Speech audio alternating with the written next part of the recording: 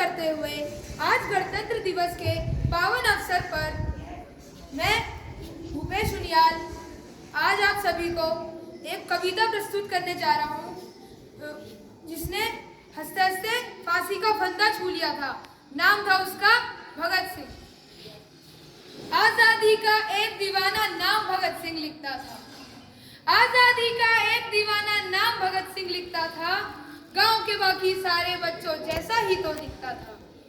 सब गुड्डे गुड़िया खेलते थे, उसको आजादी प्यारी थी। भगत के दिल में इनकलाब की दबी हुई चिंगारी थी।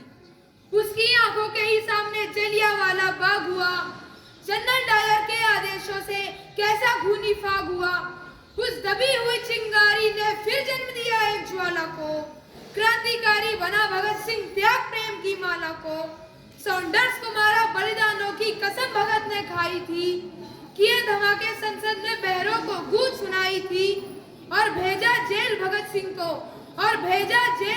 सिंह को उल्टी अंग्रेजों की चाल हुई। और पहली बार 116 दिन की भूख हड़ताल। वो अड़ा रहा कि जिसने सपने इनकलाब के देखे थे। उस मूछ किताब के आगे घुटने अंग्रेजों ने टेके थे। वो दोषी सिद्ध हो रहे थे और मौत का पंजा कसता था। और जज को देखकर भगत सिंह दीवानों जैसा हंसता था। आखिर जो चाहा भगत सिंह ने वो ही अंजाम हुआ। अब तीनों को फांसी दी जाए, कोर्ट में यह ऐलान हुआ। माँ से मिलकर बोला मैं दूध का कर्ज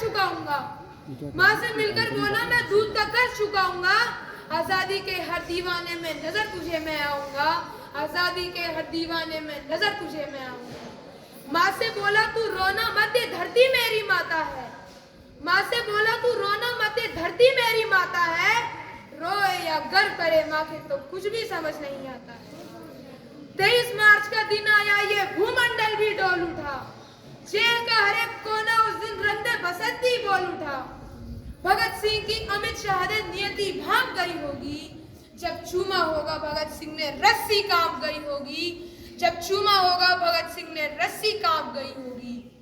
पत्थर दिल वाले अंग्रेजों के दिल भी पिघल गए होंगे। और जल्लादों की आंखों से भी आंसू निकल गए होंगे।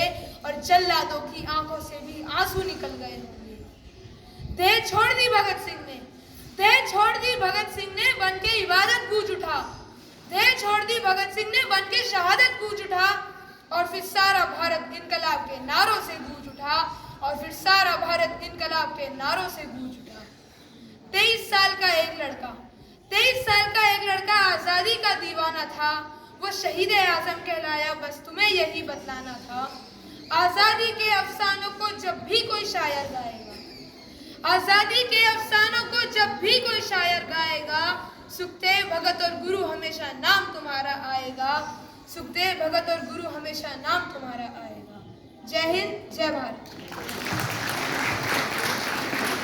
बहुत ही बढ़िया करने के लिए। शुभ प्रभात करते हुए गणतंत्र दिवस हमें हमारे देश के